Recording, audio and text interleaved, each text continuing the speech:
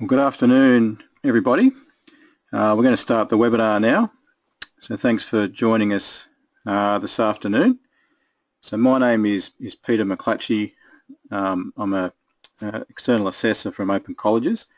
So I'll be running the webinar this afternoon on prepare financial statements for corporate entities. Expect the webinar to go for around about an hour, and there'll be opportunity for questions which I'll attempt to answer at the end of the webinar today. Before we start, just to let you know that I've included the handouts or the slides in the for today's presentation. So in your little box you can see there down towards the bottom you can see a handouts little icon there, so you can press the plus sign and that'll show you, you can download actually the handouts that we're going through today. Also, you've got your little box there where you can ask questions. So you can type the questions as we go and I'll attempt to answer those. I'll probably do those at the end of the presentation today.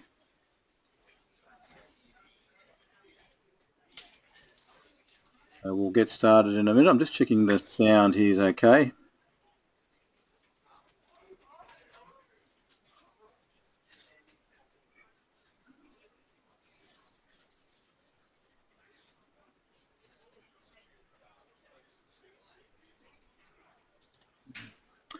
All right, well, let's make a start.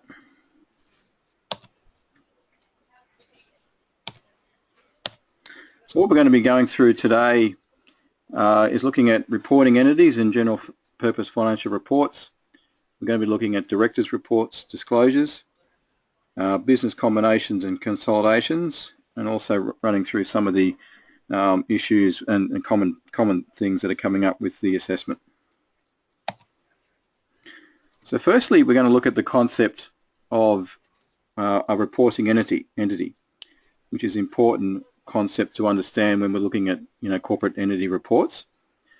So a reporting entity is defined as an entity in respect of which it's reasonable to expect the existence of users who rely on the entity's general purpose financial report for information that will be useful to them for making and evaluating decisions about the allocation of resources. So a reporting entity can be a single entity or a group comprising a parent and all of its subsidiaries. So that's a definition which is found in Appendix A of AASB 3 in business combinations. That's the main definition. There's also some further discussion and guidance on this concept in Statement of Accounting Concept SAC 1, which is called the definition of a reporting entity. So basically, for an entity to be a reporting entity, there has to be users who depend on the information that general purpose financial statements can provide, and they can't get that information directly themselves. So the key thing to consider is what is general purpose financial statements, which we'll do shortly. On the other side of it, if an entity doesn't meet the definition of a reporting entity, then it will be classified as a non-reporting entity. So we're not going to cover that today. I actually did a webinar last week on non-reporting entities. So today we're focusing on corporate entities, which are by and large reporting entities. So we mentioned before that we need general purpose financial statements, which is the key thing that reporting entities need to prepare. So some of these things that we need to consider for determining whether we have these dependent users who need these general purpose financial statements. And I've listed a few of the factors there that need to be considered. So the first one is where we have separation of management and ownership of a business. So an obvious example there would be a listed entity which has clear separation between management of the company and the ownership being the shareholders. So it's those shareholders in particular that would require the information that general purpose financial statements provide, and that enables them to decide whether they want to invest or not in a particular company. Another factor is the economic or political importance of the entity. So obviously the more influence an entity has, the more likely the entity is a reporting entity. Another factor is the size and how much debt the entity has, Obviously, the larger the entity, the more debt it has. Again, the more likely that entity will be a reporting entity. So I've noted there that, usually the smaller entities, sole traders, small partnerships, which usually don't fit that definition, but our large corporate entities, obviously all our listed companies are reporting entities, and some even some of our large, obviously not listed companies can still meet that definition of a reporting entity. It's not always clear, it's not always clear cut, where an entity might fit. One of those examples would be certain charities, where although they may not pay tax, they would still be classified as reporting entities because they would meet the criteria. And I've noted a couple of examples there: Red Cross, Salvation Army, some large charities which would still fit the definition of reporting entity, and therefore have to prepare full general purpose financial statements. So the financial reporting implications, as with their general purpose financial statements, they comply with all applicable Australian accounting standards. So this is a complete set of financial statements, and it can be used by a broad group of people for a broad range of activities.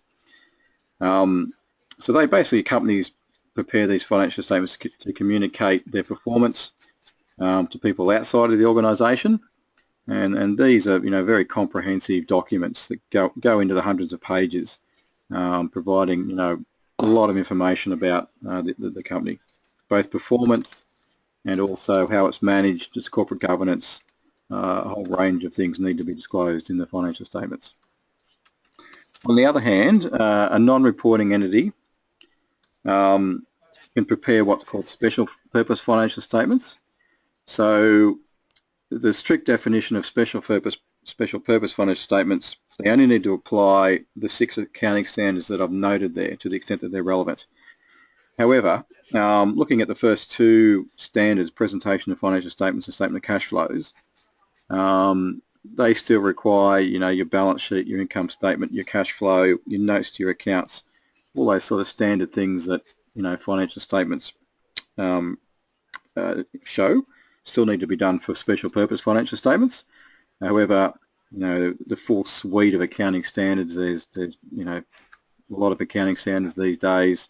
So all of those don't need to be applied if they're not relevant for that entity. And it's only those 6 that I've mentioned there that the entity needs to consider.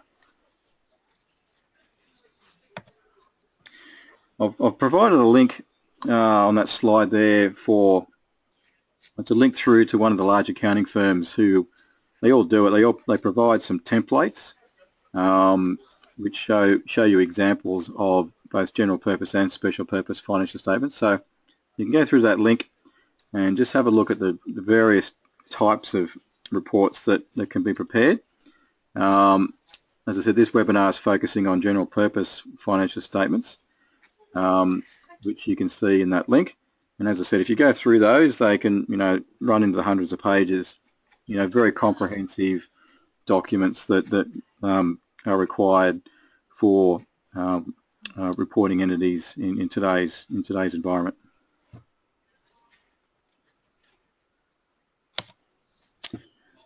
All right, the next section we're going to consider is directors' reports and what's required to be disclosed in those.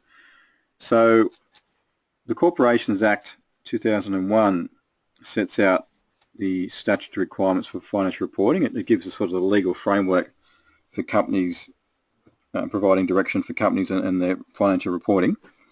So one of the requirements is to prepare an annual financial report, and included in that would be a director's report, which is section 292 of the Corporations Act.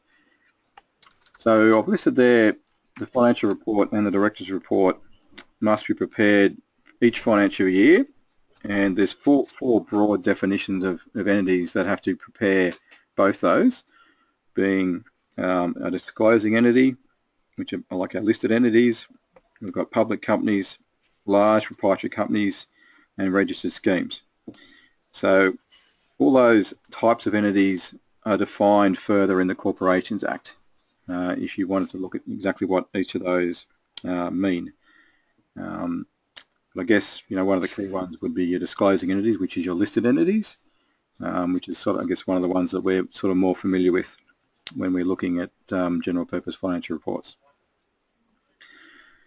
So Section 300 of the Corporations Act, which I provided a link to there, sets out the specific information that was required to be included in the director's report. So there's a lot of information that is required in the director's report, and that section spells that out. If you're looking also, if you go back to the link I provided before through to the template financial statements, you'll see some of those templates have a table in them, which will show you for each of the types of entities what needs to be disclosed in the director's report. So some types of entities don't have to disclose everything in their director's report. So some of those tables will give you that sort of split. So basically what the report provides, it gives readers an understanding of the business and an insight into the management of the business from the perspective of the directors. So it's really the directors looking back and saying, giving their readers an understanding of how the business performed, what activities the business does, some of its corporate governance, environment, a whole range of things that directors need to report on. So we're going to cover some of those things shortly.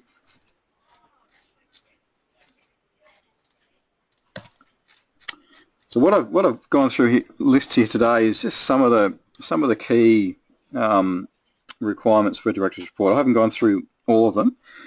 If you look at Section 300 in Corporations Act, as I said, that provides the full list, and also those template accounts I referred to before provides the full range of disclosures. But we're just going to go through some of the key ones that should be considered for our director's reports. So the first one, the way I've done this in bold, is the Corporations Act reference, the section and the heading, and we've got a description of what that is underneath. So the first one is the review of operations and results. So one of the options for doing this, which is also something that's required in the presentation, in your assessment, in the presentation part of your assessment, is presenting a 5-year summary, which you can do as a chart. So I've sort of done a little bit of a template there as a way of showing the 5-year summary, which would meet the requirements of that particular section, or review of operations and results.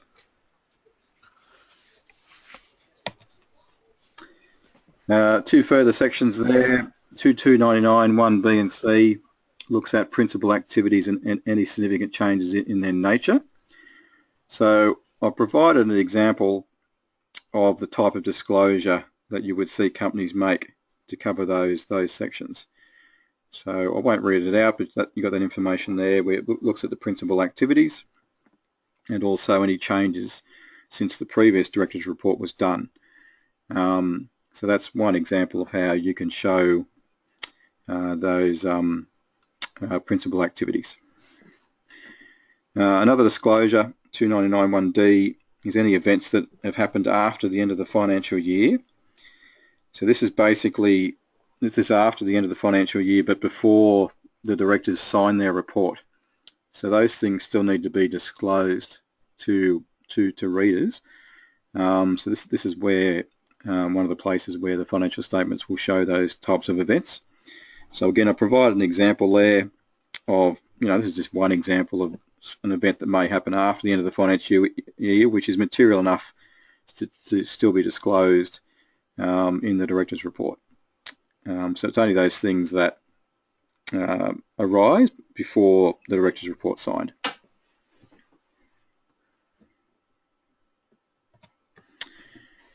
Section 2991E talks about future developments and results.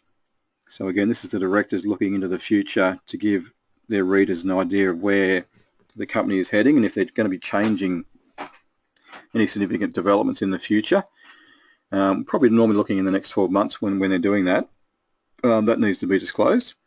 So again, I've got an example there, which is just taken from a template set of accounts of the sorts of things that may be disclosed. So one of the things that's talked about here is that this company was proposing to acquire the capital of another entity, which was material enough to warrant disclosure in the director's report in this instance. Another disclosure, 299(1)(f), is performance regarding environmental regulation. This is probably a more recent disclosure requirement for financial statements. I guess environmental performance and adherence to environmental regulations is a very important part of an entity's operations in today's environment. So the directors need to show how they're doing in that regard.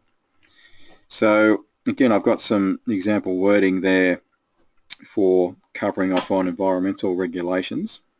And it goes over this next page. One of the things that can be included at this point is what's called the triple bottom line scorecard.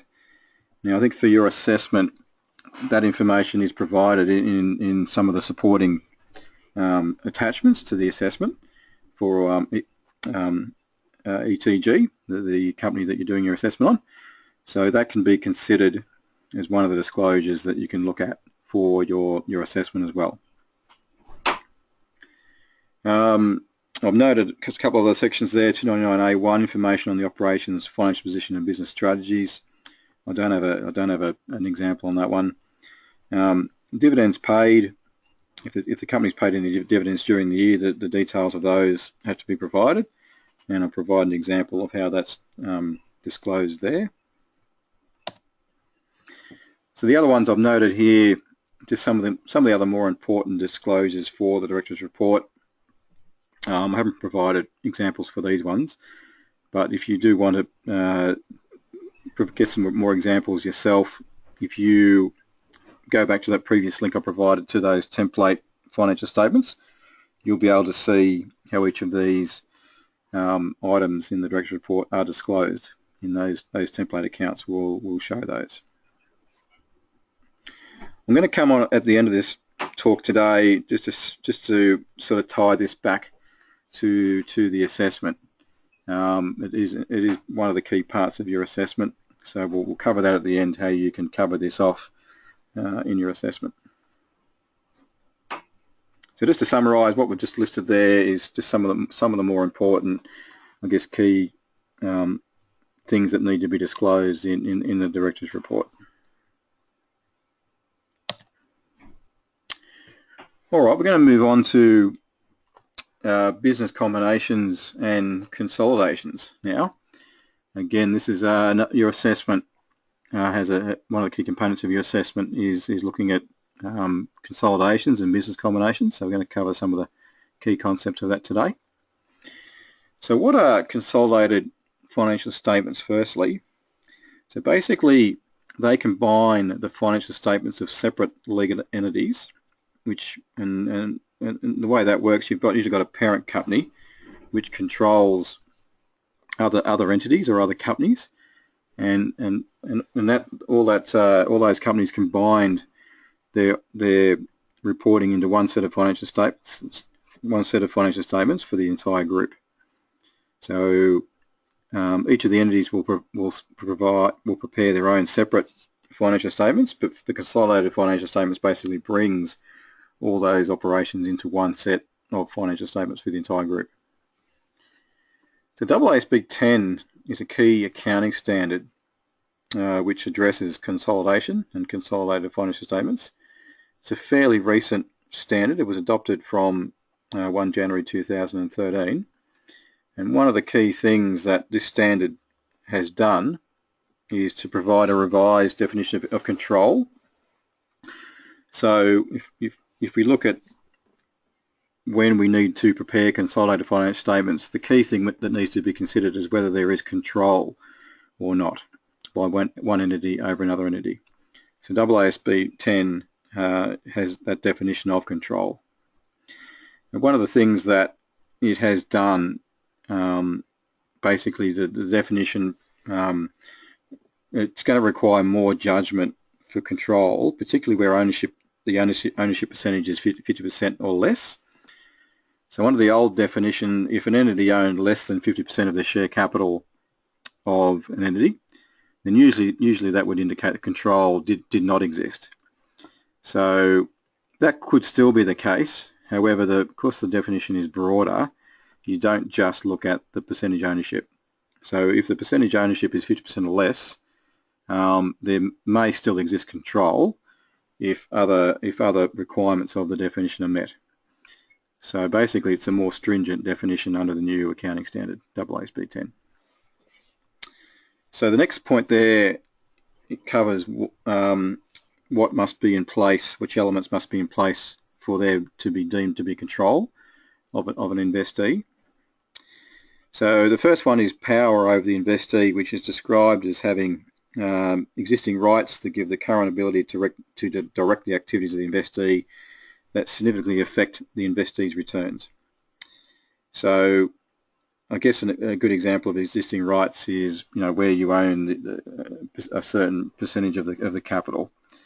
So if a company owns 100% of the capital of another company, then they have the ability to direct those activities because they have all the voting rights basically in that other company.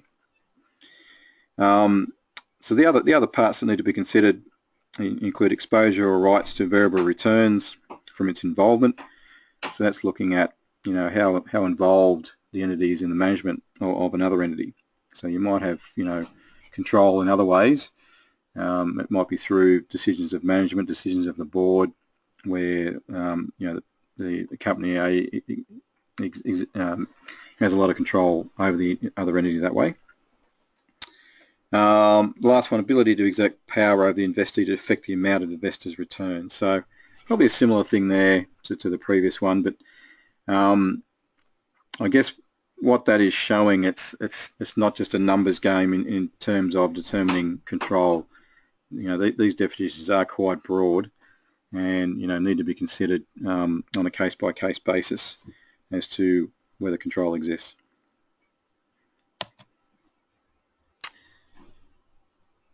So we've touched on, I mentioned before, it's not just down to the percentage of ownership that determines control. Other things need to be considered.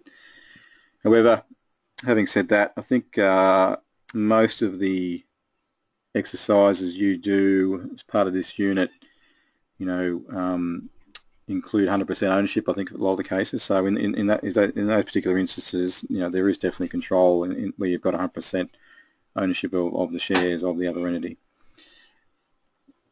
I've provided a link to AASB 10 there. That's the actual accounting standard. If you want to look more into that accounting standard, that's the link there. Now we have other accounting standards that we need to consider when we're looking at business combinations. A key one is AASB 3, and I've provided a link to that standard there on the screen. So basically, AASB 3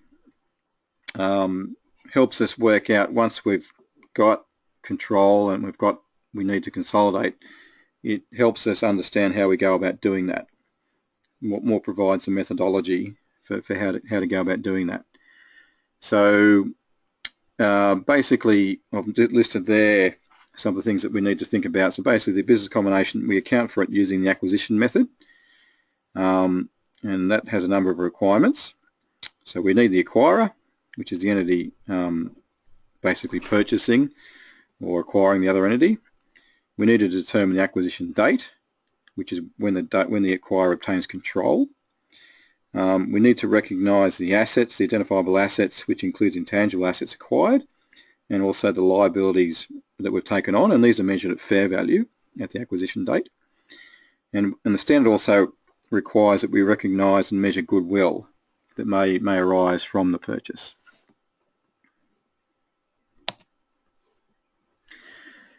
So basically, there's also some disclosures as required by AASB 3 if we do have a business combination, and I've listed the paragraph reference there for all those disclosures, but I've listed the main disclosures there, starting with the name and description of the inquiry, the acquisition date, the percentage of the voting equity that we've acquired, the reasons for the business combination and how we obtain control, how goodwill has been derived, the actual fair value of the consideration and how that's comprised between, made up of between the different classes of assets and liabilities. So we're going to do an example a little bit later on consolidation where, some of these things we'll look at in a little bit more detail. So basically, AASB 3, its purpose is to give us the method by which we account for the business combination, and also gives us some disclosures that need to go into the financial statements where there is a business combination. Okay, we also have another accounting standard which is still relevant in this situation called AASB 12. It's called Disclosure of Interests in Other Entities, and I've provided a link to that accounting standard as well. So this is a fairly recent accounting standard, and it basically provides for a number of additional disclosures where we have business combination or consolidated financial statements. There is a number of other disclosures that need to be considered. So I won't read all those out, but there's a list there of some of the key disclosures that are required by AASB 12, which is another accounting standard.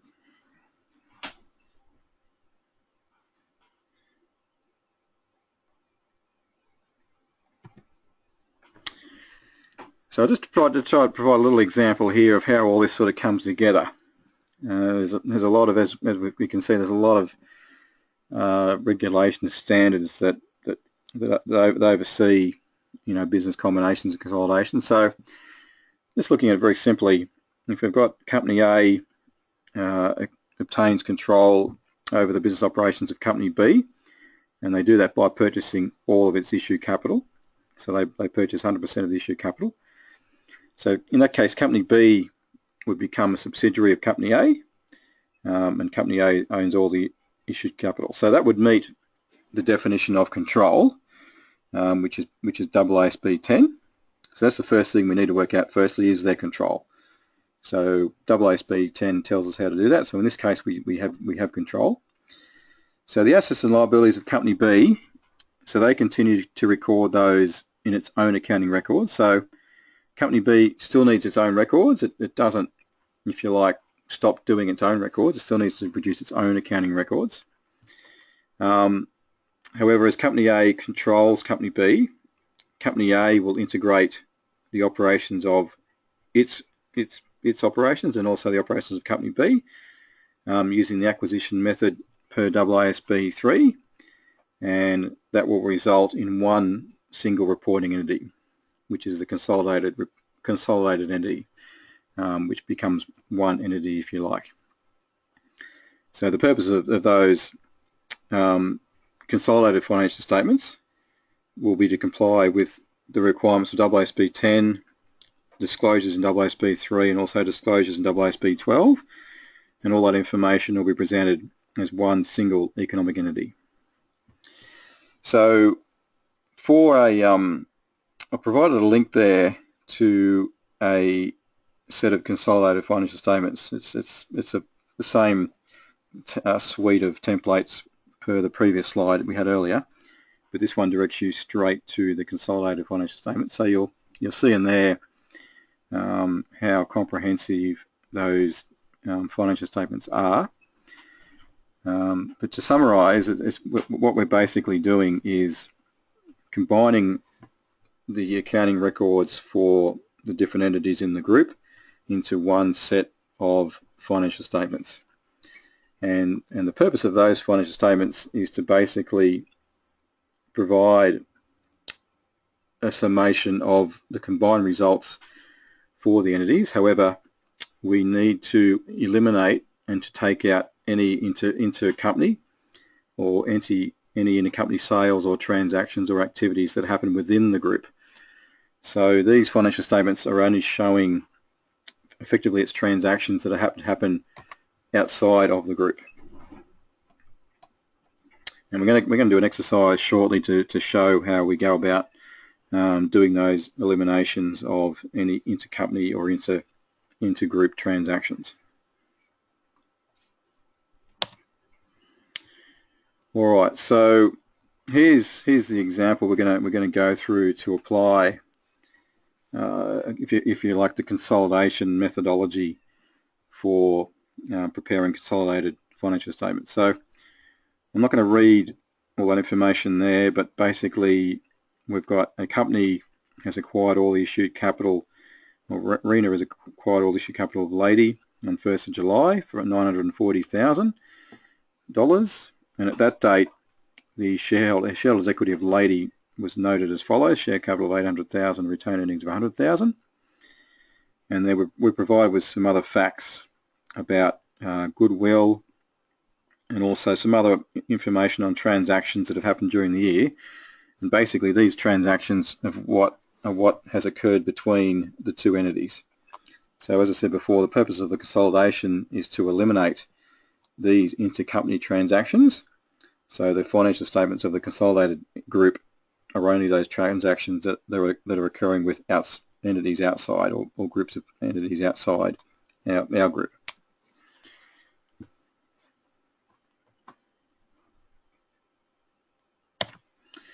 So the best way to go about doing preparing the consolidation is firstly to prepare each of the elimination entries.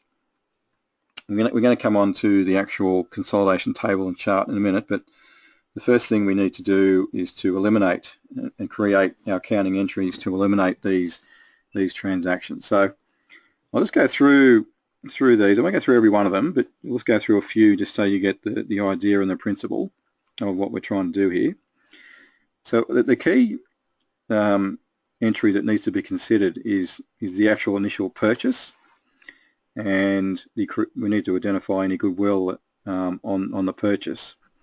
So the entry to do that is basically we're going to eliminate the opening share capital and retained earnings of the entity we've acquired. So in this case it's $100,000 and $800,000 is the opening balances for Lady that we acquired. If we look at the credit balance, which is the shares in Lady, 940. So our investment in our books is actually a debit. We paid $940,000, and that becomes an investment in the parent company books. So on consolidation, we need to eliminate that investment. That's why we're doing the credit to shares in Lady. And the difference between the 940, which is what we've paid, and the net assets or the capital of the entity we've acquired was total $900,000. So the excess we've paid is $40,000, and that's what we recognise as goodwill. So that goodwill we recognise when we do the consolidation, and we'll see that shown shortly. So that debit entry to goodwill is the difference between what we paid and the net asset values that we acquired. So the next entry, number 2, if we look at the information on the previous slide, we would note there were some intercompany sales between the two entities, so we need to eliminate those sales and the purchases in the consolidation. So basically we're just reversing, the entry that was originally acquired. The next entries 3 and 4 are looking at eliminating any unrealized profits that were in inventory for both entities. So basically we need to eliminate both the inventory that was bought and sold that's still sitting in our closing inventory, and also any profit that we made on those sales. So those entries there are to eliminate those transactions.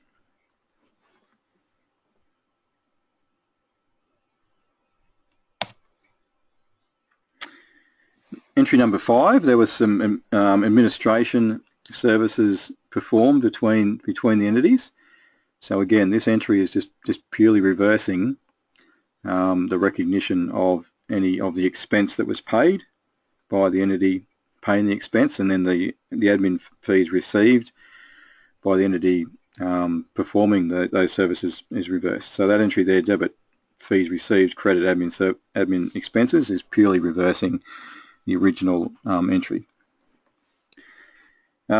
Entries numbers 6A, B and C is looking at dividends. So any dividends that have been paid and received by the parent entity and the subsidiary also need to be eliminated. So these entries here are what we're doing to reverse and eliminate any dividends paid or received during the year. Entry number 7, there was some plant and equipment sold between these two companies during the year, so we need to reverse any profit on sale and also reverse the actual item of plant, property, equipment that's still sitting in the books. This particular entity issued RENA, the parent company, issued debentures, so they need to be reversed as well. The actual value of those debentures issued needs to be reversed, and also there was interest paid for the debenture holder. Well, the debenture holder received interest, and the person who issued the debentures paid the interest, so that needs to be reversed as well, which is entry number 8B.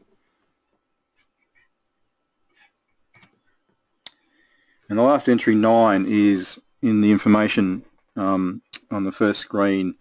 One of the things that the accounting standard requires is that the value of goodwill needs to be considered at the end of the year, and directors need to consider whether that value of goodwill is fair, and whether it still actually is a value that those assets and liabilities, if you like, are still worth to the company.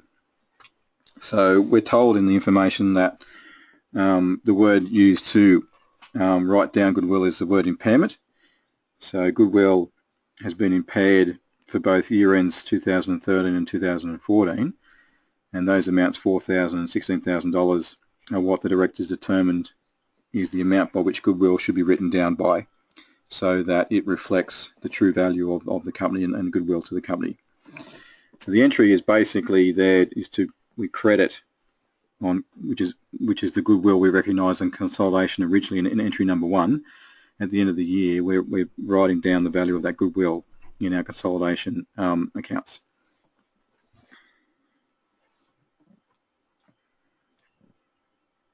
So they're all the entries that we've had to do to eliminate all our intercompany transactions and goodwill, and also our initial investment on consolidation. And how they're represented is we're going to do in the next screens. So I've split this sort of into we've got 2 screens here. The first one is the consolidation worksheet for the income statement or the profit and loss. So the way this is set up, we've got on our far left column our accounts, profit and loss accounts that comprise the profit and loss. We've got the records of RENA and the records of Lady. So these are the amounts that each of these entities have accounted for in their own books and records. Now, before we consolidate, we need to book these elimination entries. So we've got debit and credit. Our elimination entries have to be processed into this consolidation worksheet. So the way this works, if we look at the 100,000 item here with number 2 next to it, number 2 is if we go back to the elimination entry, I'll do that in a second, we can see how we've posted that elimination entry, which is basically debiting sales 100,000 and crediting purchases 100,000. So we're eliminating the sales that were recognised in the figures here because they were intercompany, and we're also eliminating the purchases that were recognised in the original books here, again because they're intercompany. So the net impact of those is to arrive at the consolidated amount here, 2.9. We take 2 million plus 1 million, which is 3 million, and we deduct 100,000 for intercompany sales, which leaves 2.9 million for the consolidated picture. So this consolidated account column is the amount that will appear in the consolidated financial statements for this group of 2 companies. So this is the final number that we're trying to arrive at, which we will then just put in our financial statements for disclosure. And these elimination entries here all come from the previous slides where we actually documented our elimination entries. So you can flow these through yourself to see how they link from this consolidation worksheet back to the actual elimination entry itself. So that's the profit and loss, and we do the same thing for the balance sheet. So we have all the accounts that are comprise the balance sheet for the 2 entities. We have the 2 entities actual amounts that they've recorded for the year. We need to process all the elimination entries to arrive at the consolidated picture for the group. Now, a key thing, if we go back to standard accounting principles, we need to make sure that our debits equal our credits. So we can see the total here for the elimination entry is 1.4 million, 1411000. Our debit and our credit both agree. So a key thing to do when you're doing your assessment and looking at your consolidation is to make sure that your debits and your credits agree. That's the starting point. If they don't agree, something is definitely wrong. But that's just a basic accounting principle. So I'll basically recommend for your assessment, I think the assessment says that you don't have to show the elimination entries. It's not required. However, I would for best practice, I would recommend that you document those elimination entries and show those in your assessment. And I think that'll be good practice for you to firstly understand what the elimination entry is, and then secondly, you can then trace those back to your worksheet to make sure that you've included all the entries. And the way that one test to make sure that you've at least got all your debits and credits is to make sure that the debits agree to the credits. So work through this example. It's a good one just to go through some common transactions that apply, for a sort of a basic consolidation.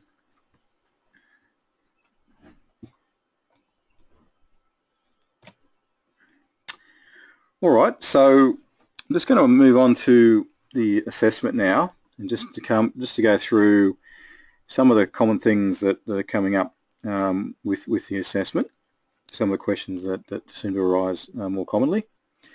So firstly, if you look at the presentation part of the assessment, you've been asked to do use a PowerPoint to present certain points. So I'm saying there, look, as a bit of a guide, I'm expecting probably about 10 slides you probably need to do to sort of cover properly what's required. And those areas that you're required to discuss include discussions around general purpose financial reports, and we've covered a lot of that today. You're also required to look at directors' report disclosures, and again we've covered that in some detail today. And I've noted there, although it's not specifically required in the assessment, my view is that students who I guess want to get higher marks can include some examples, some example directors' report disclosures. Now if you like, you can do those in your written report. So rather than providing the full detail in your PowerPoint slide, basically some of those directors' report disclosures you can do yourself, and the way you would do that is based on the information that you've been given for ETG, both in terms of the numbers and also the background information.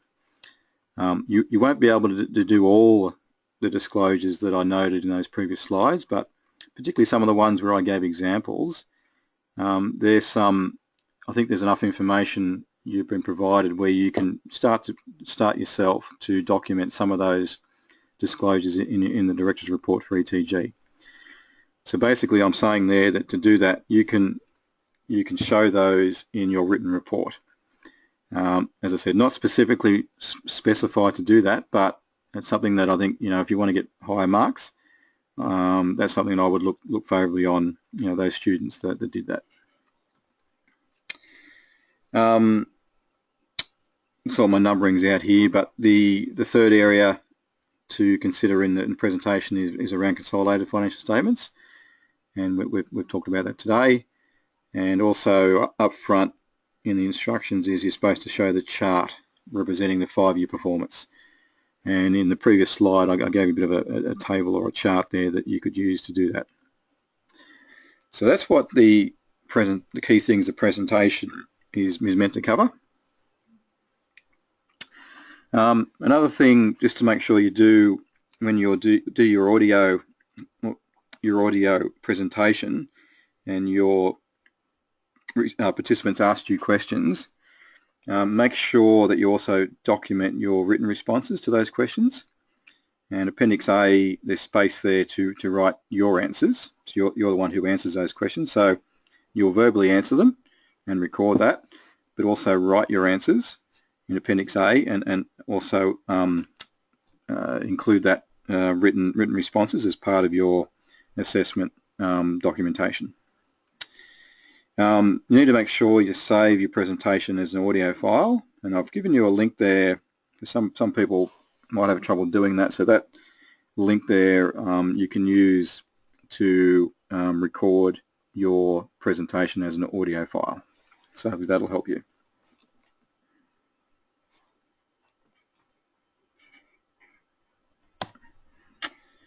All right, part B of the assessment is the written report. That has 2 parts to it. The first part is where you're provided with an Excel template, and there's a couple of parts to that template. The first one is completing some notes to the financial statements.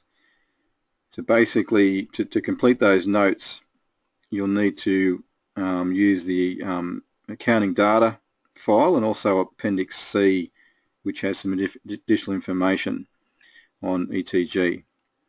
So both those things you'll need to complete as best you can the actual notes or the note templates to the financial statements.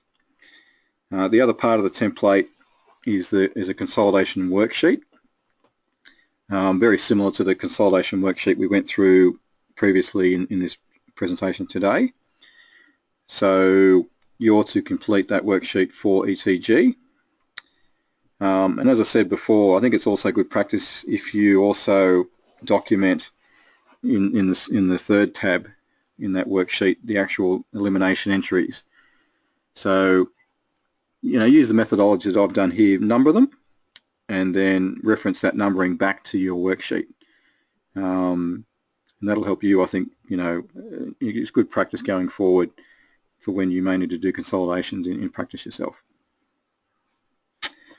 The second part of Part B is doing a written report, which is to cover a few things for ETG. One of them is looking at consolidation software. Second one is around ETG's policies and procedures.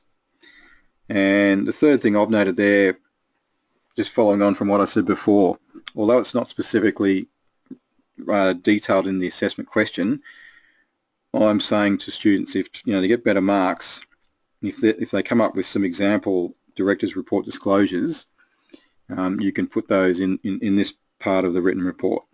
So in the actual sort of Word document written report, I think is the best place to do that.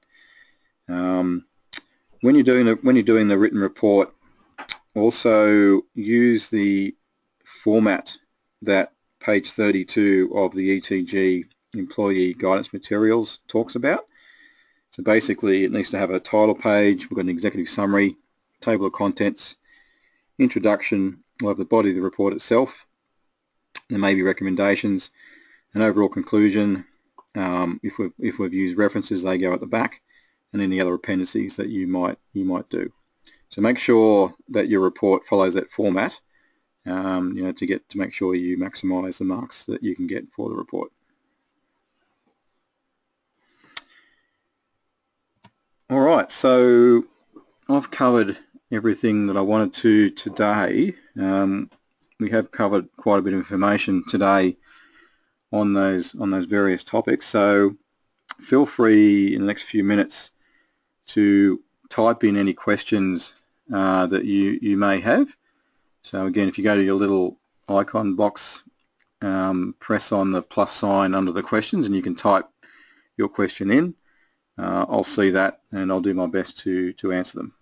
So I'll just leave it for a few minutes while you might consider any questions you've got.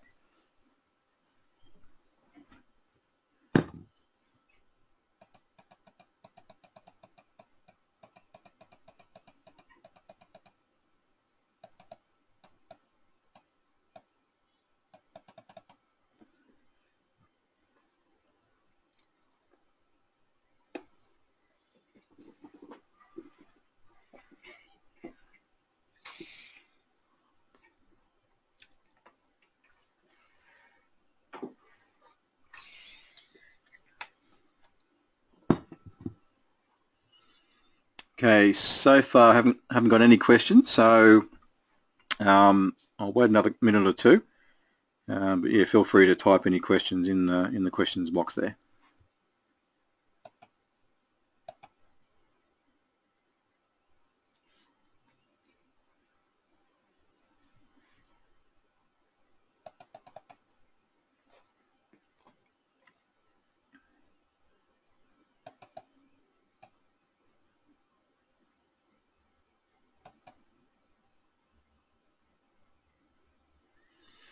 Okay, well look, there's no questions appearing at the moment, so we'll finish off the webinar today.